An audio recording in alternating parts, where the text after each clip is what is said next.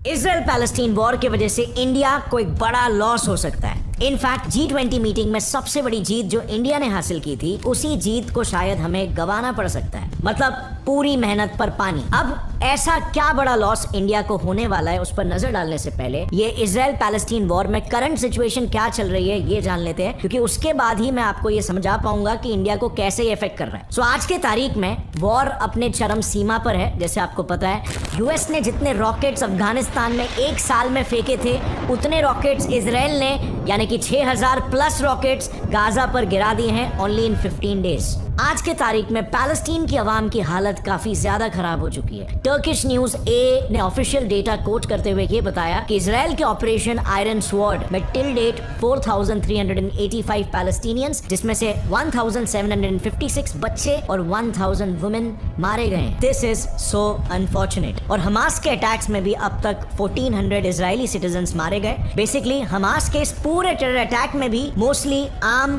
Palestinian जनता ही जान गंवा। अब ये डिस्टर्बिंग न्यूज को सुनकर हमने इस मुद्दे पर जब गौर किया, तब हमें एक बहुत ही वियर्ड पैटर्न नजर आया, जिससे ये बिल्कुल पानी की तरह साफ हो गया कि पैलेस्टीनियंस के साथ पूरी दुनिया क्या खेल खेल रही है, इंक्लूडिंग इस्लामिक कंट्रीज। सो डिप्लोमैटिक फ्रंट पर अगर आप देखोगे तो Turkey, Egypt, Jordan, Yemen, Tunisia, Pakistan जैसे ऑलमोस्ट सभी इस्लामिक कंट्रीज आज पैलेस्टीन के साथ खड़े हुए और इजराइल के खिलाफ प्रोटेस्ट कर रहे हैं। कोई इस्लामिक देश पैलेस्टीन को एड दे रहा है, तो कुछ लिटरली अपने सिटीजन्स को पैलेस्टीन के लिए लड़ने भेज रहे हैं। बट ये पूरा सिचुएशन जैसे दिख रहा है, वो पूरी कहानी नहीं है। इसे देखने का एक दूसरा नजरिया भी है जो अब तक सबसे छुपा रह गया, या इवन कह सकते हैं छुपा कर रखा गया।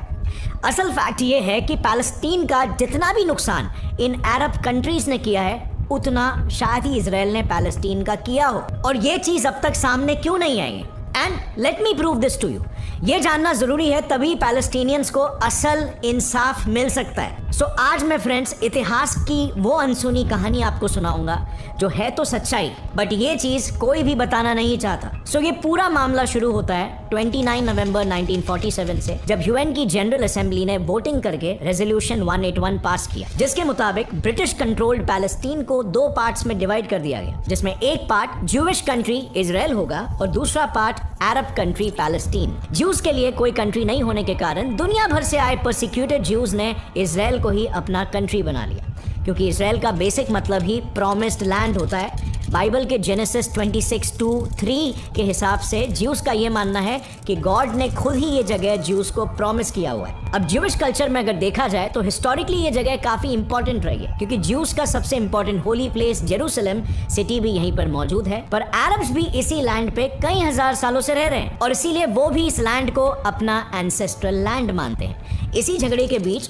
14 मई 1948 को पहले Israeli PM David Ben Gurion ने यूएन रेजोल्यूशन 181 के तहत इजराइल के इंडिपेंडेंस को घोषित कर दिया। और बस इसके अगले ही दिन यानी कि 15 मई को इजिप्ट, जॉर्डन, सीरिया और इराक ने नए बने इजराइल के ऊपर वॉर डिक्लेयर कर दिया। ये वॉर ऑलमोस्ट अगले साल तक चला टिल 1949, जब अरब कंट्रीज ने आर्मिस्टिस लाइन्स अकॉर्ड साइन करके सीज फायर किया। अब दुनिया के लिए तो अरब कंट्रीज अपने मुस्लिम ब्रदरहुड के लिए लड़े थे, पर फ्रेंड्स ये है वो पिक्चर जो दुनिया को दिखता है या दुनिया को दिखाया जाता है because of some big macro geopolitical reasons. पर इसके पीछे की असली सच्चाई और उनका फायदा इसमें कुछ और ही था। देखो 1950s के दौरान इजिप्ट और सीरिया एक देश थे जिनको यूनाइटेड अरब रिपब्लिक UAR बोला जाता था। इस इजराइल पैलेस्टीन वॉर के दौरान UAR फोर्सेस ने साउथ वेस्टर्न पैलेस्टीन और गाजा स्ट्रिप को ऑक्यूपाई कर लिया और ऑक्यूपेशन के बाद गाजा को रूल करने के लिए उन्होंने एक कॉन्स्टिट्यूशन तक बना रखा था। वहीं पर दूसरे अरब कंट्री जॉर्डन ने अकेले पूरे वेस्ट बैंक को ऑक्यूपाई कर लिया था और दोनों कंट्रीज UAR और जॉर्डन ने इस लैंड को 1970s तक होल्ड करके रखा, साइटिंग कि वो पैलेस्टीन को प्रोटेक्ट कर रहे हैं। अगले देश पे आते हैं जो है पाकिस्तान। पाकिस्तान भी इस पूरे पिक्चर में कैसे कनेक्ट होता है ये देखिए। जो पाकिस्तान आज इतने बड़े पैमाने पर इजराइल के खिलाफ पैलेस्टीन के सपोर्ट में प्रोटेस्ट कर रहा है, उसी पाकिस्तान के ही न्यूज आउटलेट डॉन के रिपोर्ट के मुताबिक पाकिस्तान के ही फॉर्मर आर्मी चीफ और डिक्टेटर जियाउल हक ने 25,000 पैलेस्टीनियंस का जेनोसाइड किया था। इस इंसिडेंट को ब्लैक सितंबर के नाम से आज भी याद रखा जाता है। इनफैक्ट खुद द डॉन ने ये बताया कि पैलेस्टीनियंस के डेथ का इतना बड़ा नंबर है कि आज तक कभी इजराइल ने भी इतने भारी मात्रा में पैलेस्टीनियंस को नहीं मारा।